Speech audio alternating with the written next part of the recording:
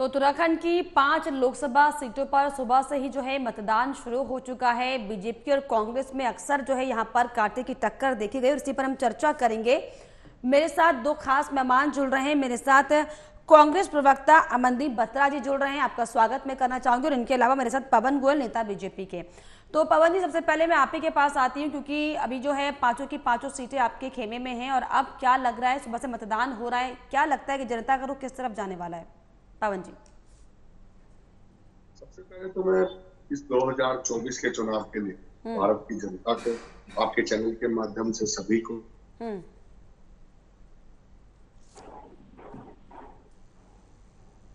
आपके ऑडियो में प्रॉब्लम हो रही है पवन जी, अगर आप अनम्यूट करें। देखिए, अब आवाज आ रही है? हाँ बिल्कुल।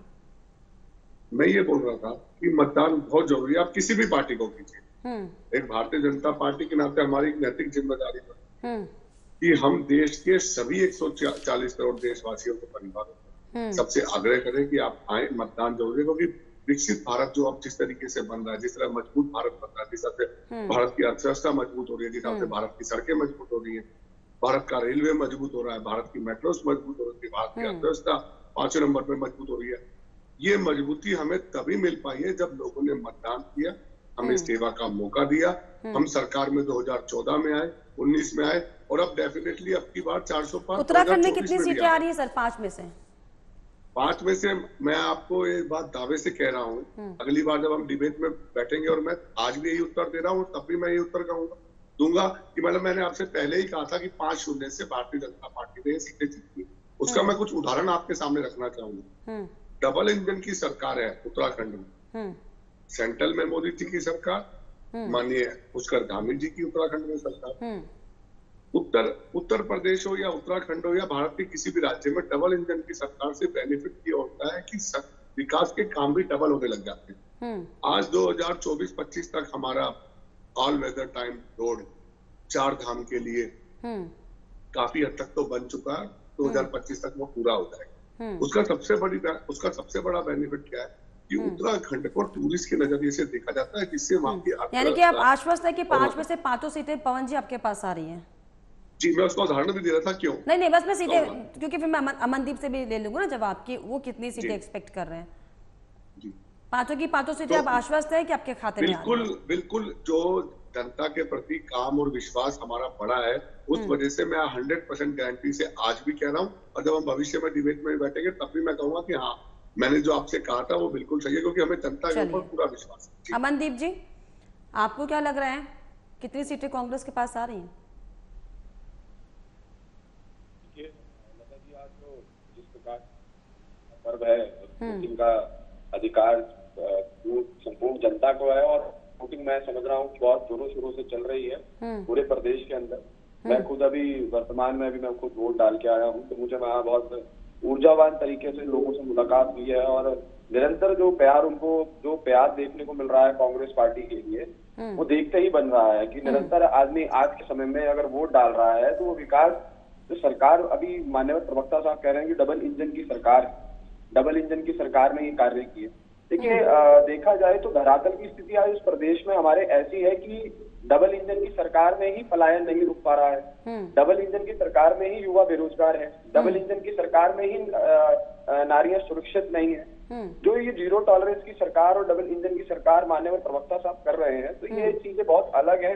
और देखिए, मैं अपने मुंह से नहीं कहता हूँ कि हम लोग कितनी सीटों पर आ रहे हैं, ये सबका जवाब हमारे प्रदेश की जनता देगी, और इस रिजल्ट के बाद दोबारा डिबेट होगी और उसके बाद हम सवाल पूछेंगे। क्योंकि निरंतर जो प्यार कांग्रेस पार्टी को मिल रहा है, कांग्रेस के प्रत्येक लोकसभा प्रत्याशी को मिल रहा है, वो देखते ही बन रहा है। चाहे टिहरी लोकसभा की बात करूं, मेरी लोकसभा टिहरी है, घनसोला जी को निरंतर जो प्यार धरातल पर मिला प्रदेश के हमारे टिहरी के लोगों का, लोकसभा के प्रत्येक वार्ड से और विधानसभाओं से, तो वो देखने ही को मिला कि हम निरंतर उनके। लेकिन अमनदीप जी, अगर हम टिहरी सीट की बात कर रहे हैं तो एक नया चेहरा भी बहुत ज्यादा लोकप्रिय दिखाई पड़ रहा है युवाओं में, बॉबी पवार। लग रहा है कि बीजेपी और कांग्रेस दोनों के जो है वोट काटने का काम पूरी तरीके से यहाँ पर होगा, क्योंकि जो लोकप्रियता दिख रही है। हाँ जी, लता जी बिल्कुल सही बात है। वो बॉबी पवार जो निर्दलीय कैंडिडेट है, तो उनके द्वारा भी निरंतर प्रचार किया जा रहा है। और मैं ये समझता हूँ कि वोट देने का अधिकार सबको है,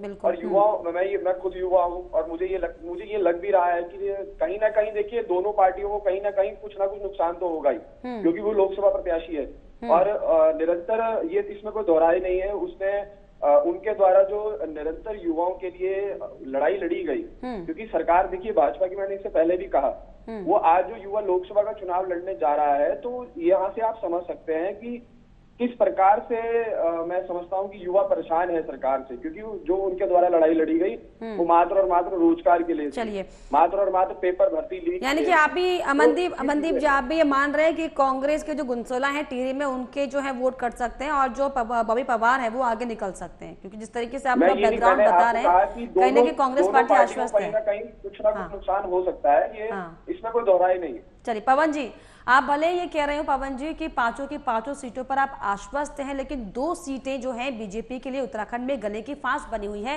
पौड़ी और टिहरी। जी, आपको पौड़ी और टिहरी से आपको लगता है, लेकिन मुझे ऐसा लगता है। सबसे पहले तो मैं अपने छोटे भाई अमनदीप जी को बधाई देना चाहूंगा कि वो बिल्कुल भी आश्वस्त नहीं है कि उनकी 5 की 5 सीटें आएंगी। अभी उन्होंने अपने मुंह से कहा कि मैं नहीं कह सकता। दूसरी सबसे बड़ी बात, उन्होंने इस बात को भी मान लिया कि हाँ, निर्दलीय कैंडिडेट उनके लिए परेशानी डाल सकता है।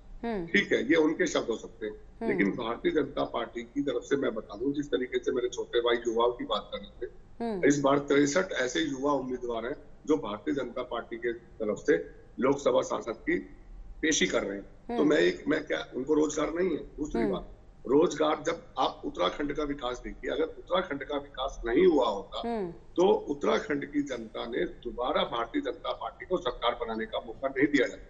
अभी मैं आपके सामने कुछ छोटा सा उदाहरण, अगर उत्तराखंड में पवन जी विकास हुआ था, फिर 2 मुख्यमंत्री चेहरे को आपको क्यों बदलना पड़ा? पौड़ी, हरिद्वार। बहुत अच्छा सवाल है।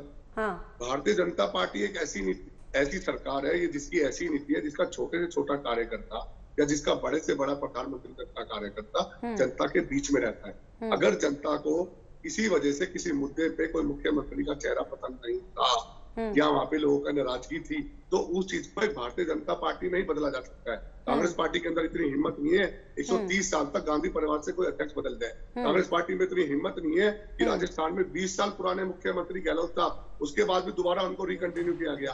आपने हाल देखा। भारतीय जनता पार्टी ऐसी है जो मेंबर ऑफ पार्लियामेंट हो, चाहे सीएम हो, चाहे मिनिस्टर हो, चाहे नहीं सर, सिर्फ हम पवन जी उत्तराखंड का फिलहाल हम जिक्र करें 5 सीटों का।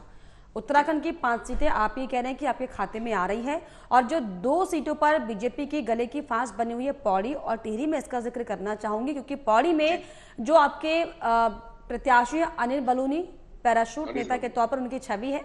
दिल्ली में वो ज्यादा रहते हैं, दिल्ली का चेहरा है, बड़ा चेहरा, और वहां पर जो है गणेश गोदियाल काफी लोकप्रिय चेहरा है क्योंकि वो स्थानीय मुद्दों को अक्सर उठाते रहते हैं। तो ऐसे में कहीं ना कहीं क्या लग रहा है आपको कि पौड़ी सीट पर भी जो है गहमा गहमी, जो कांटे की टक्कर है वो बनी हुई है? भले आप आश्वस्त हैं, लेकिन जो माहौल है। मैं जवाब दे रहा हूं। मैं कह रहा हूँ कि आप अगर इंस्टाग्राम और यूट्यूब पे उनकी पब्लिसिटी देखेंगे तो उनके लोग उनके बारे में जाहिर सी बात है उनके बेटर बताएं, लेकिन ये देश का चुनाव है, देश को एक सीट की भी वैल्यू है।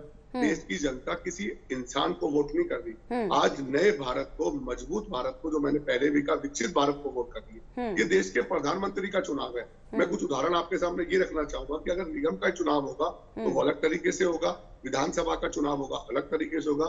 माननीय मोदी जी के नेतृत्व में आज देश को जो मजबूती की ऊंचाइयां मिली हैं, आज हम 5वें नंबर की अर्थव्यवस्था 11 से 2014 में जब हमें मौका मिला, तो ये उस चीजों का चुनाव है। आज किसी पर्सनल आदमी का अमनदीप जी, ये वाकई बहुत बड़ा फैक्टर है जो पवन जी ने कहा कि दरअसल देश का चुनाव है, और ये बहुत बड़ा फैक्टर है क्योंकि जनता सब कुछ बखूबी जानती है कि विधानसभा चुनाव में उसे किसे वोट करना है और लोकसभा चुनाव में उसे किसे वोट करना है। तो क्या लग रहा है कि ऐसे में कांग्रेस पार्टी जो सपना देख रही है कि 5 की 5 सीटों को अपने खेमे में लेने का, सपना टूट सकता है? क्योंकि ये देश का चुनाव, जनता बेहतर से जानती है कि उसे केंद्र में कौन सा नेता चाहिए, और विपक्ष कितना मजबूत है वो जनता जानती है। जी देखिए लता जी, ऐसा है कि जो हम सपना देख रहे हैं वो सपना नहीं है। वो इस समय जो धरातल की स्थिति है वो हमें पता है, और जिस प्रकार से मैंने अभी इससे पहले कहा कि प्रदेश के जो हमारी प्रदेश की जनता है, और निरंतर अब देश में चुनाव है, बिल्कुल सही बात है, देश के खेमे का चुनाव है और देश का चुनाव है। लेकिन मैं माननीय जैसे पवन जी कह रहे हैं कि हमने एक्सेप्ट कर लिया। देखिए पवन जी, मैं आपको एक सलाह देना चाहूंगा कि कभी ना कभी कुछ चीजों को एक्सेप्ट करना भी सीखिए कि कहीं ना कहीं ये नहीं है कि हम अपने आप को कवर करें। आप ये चीज भी एक्सेप्ट कीजिए कि अंकिता भंडारी केस हमारे उत्तराखंड में हुआ, इतना बड़ा मुद्दा, आज भी उनके माँ बाप न्याय मांग रहे हैं लेकिन सरकार नहीं दे पा रही है न्याय, और ना ही उस पर आपके प्रवक्ता और ना ही कोई नेता और ना ही कोई बड़ा नेता, सांसद वगैरह कोई भी बात नहीं करते हैं इस विषय पे। हमारे देश के प्रधानमंत्री जी हमारे प्रदेश में आते हैं लेकिन इन मुद्दों पर बात नहीं करते हैं, धरातल के मुद्दों पर बात नहीं करते हैं। वो मात्र और मात्र जुमले देने का कार्य और ये अपनी गारंटियां देने का कार्य जो 2014 में भी सरकार ने दी थी इनके द्वारा का। अब आप पौड़ी स्ट्रीट का जिक्र कर रहे हैं, मैं अभी भी वर्तमान में आज तक पे बैठा हुआ एक न्यूज देख रहा था, उसमें रिपोर्टर के द्वारा खुद कहा गया है, ये कहा जा रहा है कि पौड़ी के अंदर युवा कम है। तो युवा क्यों कम है, उसका कारण मात्र और मात्र पलायन है। आज सबसे बड़ा मुद्दा हमारे प्रदेश का पलायन है। तो ये देखिए लता जी, जो इस समय जो स्थिति मेंटेन हो रखी है प्रदेश के अंदर, कहीं ना कहीं जनता भी इन चीजों को समझ रही है। जनता को पता है कि किस मुद्दे पर बात करनी है और किस मुद्दे पर वोट देना है। और ये वोट जो इस बार वोटिंग है, ये देश का चुनाव है, लेकिन हम समझते हैं ये जो चुनाव है आज के समय में जनता समझदार है और ये तो इसके बाद इनको पता लगेगा कि किस प्रकार से कांग्रेस की सरकार बनती है। और कांग्रेस ने जो न्याय गारंटियां धरातल पर उतारने का कार्य बोला है और वो करेंगे, और हमारे जो प्रत्येक लोकसभा प्रत्याशी हैं बहुत मजबूती से लड़ रहे हैं चुनाव। चलिए पवन जी, जिस तरीके से हालांकि अक्सर हम प्रधानमंत्री के मुंह से भी सुनते हैं कि पहाड़ का पानी और पहाड़ की जवानी, उसका जो इस्तेमाल है सही तरीके से नहीं हो पा रहा है, क्योंकि जो वहाँ के युवा हैं, जो पहाड़ की संस्कृति है, जो पहाड़ की ताकत है, वो पलायन करने को मजबूर है। तो डबल इंजन की सरकार की आप तो बात करते हैं, लेकिन डबल इंजन की सरकार क्यों इतनी असमर्थ हो जाती है कि पहाड़ों में ही स्वरोजगार देने के लिए जो वो कामयाब नहीं हो पाती, लोगों को पलायन करना पड़ता है, अपने अपने घरों को छोड़कर शहरों में आना पड़ता है, दिल्ली मुंबई का रुख करना पड़ता है। मैं एक उदाहरण और देना चाहूँ। केदारनाथ की त्रासदी को ढंग से संभाल नहीं पाए थे, अंकिता भंडारी के केस के ऊपर कर रहे हैं। बिल्कुल अंकिता भंडारी के केस को सीरियसली लेना चाहिए, हमारे देश की, हमारे प्रदेश की व्यक्ति है, लेकिन ये वहां कहाँ चले जाते हैं जब कन्हैयालाल की गर्दन कट जाती है। ये कब कहाँ चले जाते हैं जब बुदायूं में 4 साल के, 6 साल के, 9 साल के बच्चे को मार देते हैं। ये कहाँ चले जाते हैं कर्नाटक के अंदर इनकी सरकार में हनुमान चालीसा पढ़ते हुए 7 युवक आते हैं और उसको मारे जाते हैं। ये कहाँ चले जाते हैं जब जेएनयू में नारे लगते हैं अफजल शर्मिंदा, तेरे कातिल जिंदा है। ये कहाँ चले जाते हैं जब याकूब मेनन को फांसी दी जाती है और पीछे से समर्थन कर रहे होते हैं। ये कहाँ चले जाते हैं नुपुर शर्मा वाले केस में महाराष्ट्र के दुकानदार की शर्ट तन से जुदा कर, सारे आपने लाइन से गिना दिए। एक सेकंड देखिए उदाहरण आपने मौका दिया ना इन्हें, अब मैं उदाहरण दे रहा हूँ तो आप बीच में डिस्टर्ब मत कीजिए। आप 10 सवाल करोगे, मैं 11 जवाब दूंगा। ये कहाँ चले जाते हैं जब 1992 में कश्मीर का पहलम हो जाता है। ये कहाँ चले जाते हैं जब ओवैसी जैसे नेता हमारे धर्म के ऊपर टिप्पणी करते हैं और मुंह में फेविकोल चिपका के बैठ जाते हैं। ये कहाँ चले जाते हैं आज राम मंदिर की बात करने वाले, और एक हलफनामा कांग्रेस सरकार के टाइम से दिया जाता है और ये कह दिया जाता है कि राम सेतु काल्पनिक है। तो मैं ये कहना चाह रहा हूँ, जो मेरे भाई मुझे राजनीति सिखा रहे हैं ना, ठीक है मैं सीख लेता हूँ, लेकिन आपको प्रश्न के साथ इन प्रश्नों के उत्तर भी देने पड़ेंगे। अब मैं आपके प्रश्न का उत्तर देता हूँ मैडम मोदी। आपने कहा स्वरोजगार की, आपने रोजगार की बात की, उन्हीं पहाड़ों के ऊपर बात आऊंगा, उसी पहाड़ों के रोजगार की बात करूंगा और 10 सवाल के 11 जवाब करिए। जी, आज उत्तराखंड के पिथौरागढ़ से कैलाश की यात्रा शुरू होगी। 51 किलोमीटर का टनल रास्ता वहां से बनाया गया। उसको बनाने से बेनिफिट ये होगा कि जो हम चाइना या नेपाल के थ्रू जाते थे, यहाँ से कैलाश मानसरोवर की यात्रा होगी। 4 धाम की connectivity 1 time all time weather road से हो रही है और आगे 2025 तक होगी। ये पहाड़ों के लोगों को रोजगार मिलता है वहां से दुकान। और सुनिए, उत्तराखंड की अर्थव्यवस्था के अंदर 76,000 करोड़ रुपए के बजट को बढ़ाया गया। कई कंपनियों से MOU साइन किए गए जिससे कि उत्तराखंड के अंदर रोजगार के डबल अवसर पैदा हुए। मेक इन इंडिया के तरफ इलेक्ट्रॉनिक्स की वहाँ पे इलेक्ट्रॉनिक्स आइटम के लिए कंपनियों के साथ निवेश किया। बड़ा ताज्जुब होता है पवन गोयल जी, बहुत ताज्जुब है, ये बहुत ताज्जुब की बात है कि बड़ी बातें आपने कर दी और बहुत बेहतरीन जो है पहाड़ की अर्थव्यवस्था को आपने बता दिया। लेकिन ये बहुत बड़ा दुर्भाग्य भी है कि अगर आप धरातल पर जाएंगे ना पवन जी, तो देखिएगा वहां पर किस तरीके से पहाड़ों में जो है आज भी जो गर्भवती महिलाएं हैं उन्हें डोली से अस्पतालों तक पहुंचाया जाता है और ना सिर्फ अस्पताल तक वो महिलाएं पहुंच पाती हैं, कहीं कहीं तो ये दुर्भाग्य हो जाता है कि रास्ते में उनकी मौत हो जाती है। ये फिर कौन दिखाएगा? वहां पर स्कूलों में जो है इमारतें तो खड़ी हैं, वहां पर टीचर पढ़ाने के लिए नहीं अवेलेबल है, ये कौन बताएगा? मैं बताऊंगा, ना पर शिक्षा का स्तर बेहतर है, ये कौन बताएगा? बड़ी बड़ी बातें तो आपने सर कह दी, लेकिन धरातल पर वाकई में पहाड़ में जो जीवन है कितना दुर्गम या सुगम है, क्या इस बात की जानकारी है सर आपको? बिल्कुल है, मेरे को जानकारी है। आप मेरे से उत्तर लीजिए, मैं दे रहा हूँ। हाँ, आपकी बात से मैं पूरी तरह सहमत हूँ। हरीश रावत जी की सरकार में ऐसा हमें देखने को निरंतर सुनने को मिलता था। स्कूल तो होते थे, दोनों लेकिन सरकारों में, चाहे कांग्रेस की सरकार हो चाहे बीजेपी की सरकार हो, सबने सिर्फ राजनीति की। जब आप प्रश्न कर रही थी तब तो आपने सिर्फ भाजपा की सरकार बोली थी। हाँ। अब जब मैं उत्तर दे रहा हूँ तब आपको कांग्रेस भी याद आ गई। क्योंकि सर यहाँ पर विशेष कोई विशेष पार्टी पर आरोप नहीं है, कोई आपसे पर्सनल दुश्मनी किसी की नहीं है। गवर्नमेंट पे आरोप लगाया है। हाँ। नहीं, आपने मुझसे उत्तर मांगा और मुझसे ही बात। हाँ, बिल्कुल दीजिए, बिल्कुल दीजिए। हाँ, बोलिए। उत्तर तो सुनना पड़ेगा ना। हाँ। बिल्कुल आपकी बात से सहमत होगी। गर्भवती महिलाएं थी बेचारों को, क्योंकि पहाड़ों का जीवन सबसे मुश्किल होता है और सबसे ज्यादा कच्चे पहाड़ होते हैं उत्तराखंड के। इसलिए डबल इंजन की सरकार ने सबसे ज्यादा मेहनत उत्तराखंड पे ही चलाई है। मैं उसका उदाहरण भी दे रहा हूँ आपको। पूरे उत्तराखंड के अंदर 11,076 जेसीबी चल रही है, क्योंकि पहाड़ों के अंदर जेसीबी से काम होता है। मैं ये आंकड़े आपको इसलिए दे रहा हूँ, मैडम आप मेरे पे मुकदमा कर सकती है, मैं ऑन रिकॉर्ड बोल रहा हूँ। सिर्फ 1100 जेसीबी चलती थी उत्तराखंड के अंदर। अगर पहाड़ों के अंदर काम होगा, पहाड़ों के अंदर से सड़क रास्ते बनाए जाएंगे, जो आपने उदाहरण दी है, क्योंकि पहाड़ों में काफी आबादी रहती है जो स्कूल जाती है, कॉलेज जाती है, अस्पताल जाती है, रोजगार के लिए जाती है। उनका विकास कैसे संभव है? क्योंकि पहाड़ों के लिए सबसे ज्यादा, Nitin Gadkari ji all weather road की मैं बात कर रहा हूँ। कनेक्टिविटी कैसे होगी ट्रांसपोर्ट की? वो रोड के माध्यम से होगी, वो मेट्रो के माध्यम से होगी, वो ट्रेन के माध्यम से होगी। क्योंकि पहाड़ों के अंदर तो आपको, यही मैं कह रहा हूँ आपको, मैंने जो कैलाश पर्वत का आपको रास्ता एग्जांपल दिया था, वो सबसे टफ एग्जांपल था। उसे 3 साल लगे मैडम बनाने में, 51 किलोमीटर। आप इससे अंदाजा लगा लीजिए, माननीय नितिन गडकरी जी 7 घंटे के अंदर 51 किलोमीटर सड़क बना लेते हैं। और ये किसी सरकार के अंदर हिम्मत नहीं थी जो कि इतना बड़ा टास्क ले। लेकिन हमारी सरकार की, हमें जनता ने सेवा करने का मौका दिया है। अगर मैं यहाँ बड़ी बड़ी बातें नहीं कर रहा हूँ, मैं फैक्ट्स रख रहा हूँ, और उसके अंदर मैं ये भी तैयार हूँ। आपके जो ये आपके ग्राउंड पे रिपोर्टर बैठे होंगे, ये आप ये देखिए मैडम, पहाड़ों के लिए मैं फिर बोल रहा हूँ, पहाड़ सबसे कच्चे होते हैं उत्तराखंड के, सबसे कमजोर पहाड़ है। ऐसे ही कोई जनता ने दोबारा आशीर्वाद नहीं दिया। दूसरा, मैं आपसे 1 सेकंड, सिर्फ 10 सेकंड और मैं आपसे और अपने छोटे भाई अमनप्रीत जी से ये कहना चाहता हूँ कि अगर 5 की 500 सीटें आ गई तो फिर आप ये मत बोलना, इनके प्रश्न को आप ना उठाना कि ईवीएम हैक हो गई थी। ये उत्तर और जरूर लेंगे। चलिए, लेकिन पहाड़ों के हालात कब तक सुधरेंगे? हालांकि ये देखने वाली बात होगी। मेरे साथ उत्तराखंड से मेरे ब्यूरो चीफ पवन दीक्षित जुड़ गए। पवन जी, क्या कुछ माहौल सुबह से, हालांकि वोटिंग शुरू हो चुकी है, किसके पक्ष में माहौल बनता दिखाई पड़ रहा है, किसके पक्ष में माहौल बिगड़ता दिखाई पड़ रहा है? बिल्कुल भारती, क्योंकि आज माहौल बनने और बिगड़ने की बात नहीं है। आज लोकतंत्र का महान पर्व है और इस महान पर्व में सभी को डुबकी लगानी है।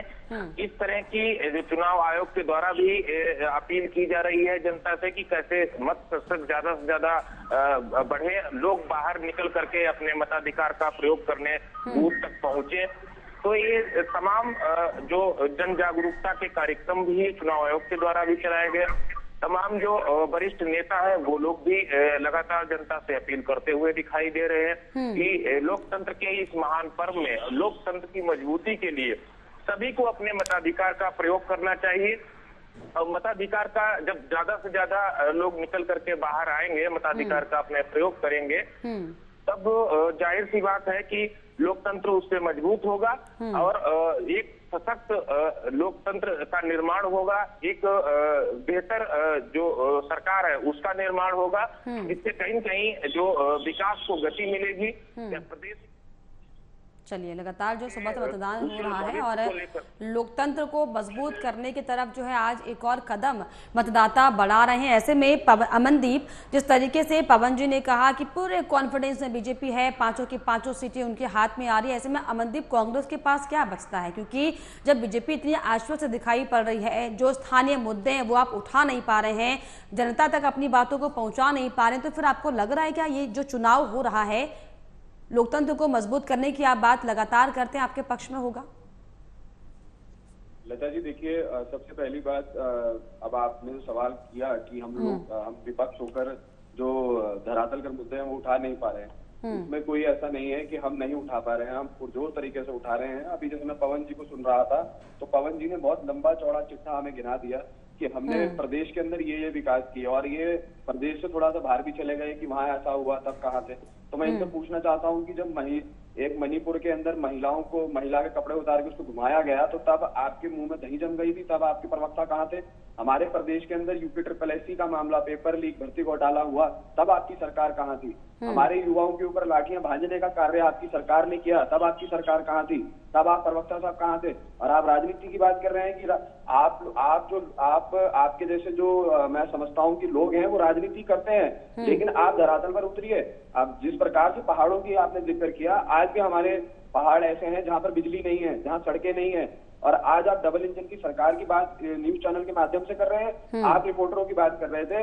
लता जी, मैं आपको कहना चाहता हूं कि आप मेरे साथ एक रिपोर्टर भेजिए अपना, मैं आपको धरातल की स्थिति इनके सरकार की दिखाता हूं कि आज प्रदेश के अंदर क्या हालात हैं। क्योंकि आज लोकतंत्र का बहुत बड़ा पर्व है, और हम लोग जिस चलिए, लोकतंत्र का आज बहुत बड़ा पर्व है, और ऐसे में दुर्भाग्य की विपक्ष जो है वो जमीनी मुद्दे सरकार के सामने नहीं रख पा रहा। हालांकि देखने वाली बात होगी कि इसका कितना असर जो है आज के चुनाव में पड़ता है। फिलहाल बहुत शुक्रिया आप तीनों का। पवन जी बहुत शुक्रिया जानकारी के लिए, और पवन गोयल जी बहुत शुक्रिया आपका जुड़ने के लिए, और अमनदीप जी बहुत शुक्रिया चर्चा में जुड़ने के लिए, अपनी राय हमसे साझा करने के लिए। इसी के साथ इस बुलेटिन में इतना ही। देश और दुनिया की तमाम खबरों के लिए आप देखते रहिए एमवी नेटवर्क। नमस्कार।